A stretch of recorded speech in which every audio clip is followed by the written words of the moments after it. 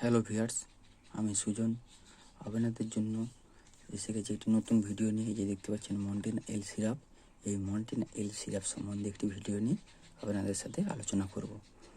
এই মন্টিনা-L সিরাপ আপনি কখন ব্যবহার করবেন এবং কিসের জন্য ব্যবহার করবেন তা নিয়ে আলোচনা করব। তো আপনি যদি এখনও আমাদের চ্যানেলটি সাবস্ক্রাইব করে না থাকেন তাহলে চ্যানেলটি সাবস্ক্রাইব করে দিন এবং পাশে থাকা বেল আইকনটি প্রেস করে দিন, যাতে নতুন ভিডিও আমি যখন আপলোড করব তখন আপনি যেমন সাথে সাথে পেয়ে যান। তো আসুন ভিডিওটি বেশি বড় না করে মন্টিনা-L সিরাপ সম্বন্ধে আলোচনাটা শুরু করি। প্রথমে আমরা এই মন্টিনা-L সিরাপের কম্পোজিশনটা দেখে নেব। এইটা কী কী ওষুধের সংমিশ্রণে এই মন্টিনা-L সিরাপটা তৈরি হয়েছে। এই যে দেখেছেন মন্টেলুকাস্ট সোডিয়াম অ্যান্ড লিভোসেট্রিজিন ডিহাইড্রোক্লোরাইড। এখানে মন্টেলুকাস্ট সোডিয়াম আছে 4 mg এবং লিভোসেট্রিজিন আছে 2.5 mg।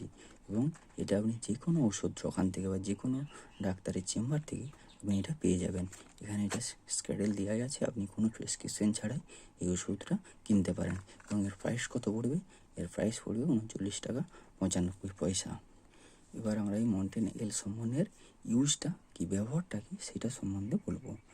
এটা সাধারণত অ্যালার্জিক সিমটমস বা অ্যালার্জিজনিত লক্ষণ যখন আমাদের দেখা যায় বাচ্চাদের মধ্যে, যেমন ঠান্ডা লাগা, হাঁচি, সর্দি, নাক দিয়ে কাঁচা জল গড়ানো বা নাকের ভেতরে সর্দি ভরা থাকে বা চোখ দিয়ে জল কাটা বা চুলকানির জন্য এই সিরাপটা ব্যবহার করা হয়ে থাকে।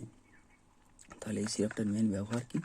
বাচ্চাদের যখন ঠান্ডা লাগে বা সর্দি বা হাঁচি হয় তখন আমরা এই মন্টিনা-L সিরাপটা ব্যবহার করে থাকি। তো আপনাদের রিকোয়েস্ট করব, আপনারা কখনোই ডাক্তারের পরামর্শ ছাড়া বা ডাক্তারকে না জিজ্ঞেস করে এর কতটা কি ডোজ আপনি সেটা ব্যবহার করবেন না। আরেকটা বিষয় বলে রাখি, এই মন্টিনা-L সিরাপ দুটো ভ্যারিয়েন্টে পাওয়া যায়, একটা 30 ml আর একটা 60 ml জন্য। আপনার যেটা প্রয়োজন 30 mlও নিতে পারেন আপনি, আবার আপনি 60 mlও নিতে পারেন।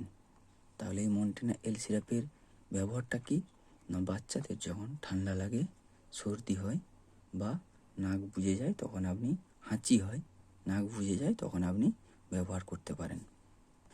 সবশেষে আপনাকে রিকোয়েস্ট করব, যদি আমার ভিডিওটি ভালো লেগে থাকে তাহলে লাইক করবেন, কমেন্ট করবেন। Thanks for watching.